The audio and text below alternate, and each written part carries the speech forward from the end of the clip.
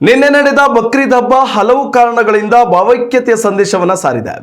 ದೇಶಾದ್ಯಂತ ಮುಸ್ಲಿಂ ಸಮುದಾಯ ಬಕ್ರೀದ್ ಹಬ್ಬಕ್ಕೆ ಗೋಹತ್ಯೆಯನ್ನು ನಿಷೇಧಿಸಿರುವುದು ಒಂದೆಡೆ ಆದರೆ, ಮಹಾರಾಷ್ಟ್ರದ ಪ್ರಸಿದ್ಧ ಪಂಢರಾಪುರದಲ್ಲಿ ಬಕ್ರೀದ್ ಹಬ್ಬದ ಸಂದರ್ಭದಲ್ಲಿ ಮುಸ್ಲಿಂ ಬಾಂಧವರು ಕೈಗೊಂಡ ನಿರ್ಧಾರವೊಂದು ದೇಶಾದ್ಯಂತ ಸದ್ದು ಮಾಡಿದೆ. ಹಿಂದೂಗಳ ಅತ್ಯಂತ ಪವಿತ್ರ ಅಧಿಕ ಮಾಸ ಏಕಾದಶಿ ಹಾಗೂ ಮುಸ್ಲಿಮರ ದೊಡ್ಡ ಹಬ್ಬ ಬಕ್ರೀದ್ ಒಂದೇ ದಿನ ಸಂಭವಿಸಿತು. ಹಿಂದೂ ಧರ್ಮದ ಏಕಾದಶಿಯ ಆಚರಣೆಗೆ ಮಾನ್ಯತೆ ನೀಡಿದ ಮುಸ್ಲಿಂ ಸಮುದಾಯ ಬಕ್ರೀದ್ ಹಬ್ಬದ ನಡುವೆಯೂ ತಮ್ಮ ಹಬ್ಬದ ಪ್ರಮುಖ ಭಾಗವಾದ ಪ್ರಾಣಿ ಬಲಿಯನ್ನು 2 ದಿನಕ್ಕೆ ಮುಂದೂಡಿಕೆ ಮಾಡುವ ಮೂಲಕ ಭಾವೈಕ್ಯತೆ ಮೆರೆದಿದೆ. ಪಂಢರಪುರದಲ್ಲಿ ಏಕಾದಶಿಯಂದು ಲಕ್ಷಾಂತರ ವಿಠ್ಠಲ ಭಕ್ತರು ದರ್ಶನಕ್ಕಾಗಿ ಆಗಮಿಸುತ್ತಾರೆ.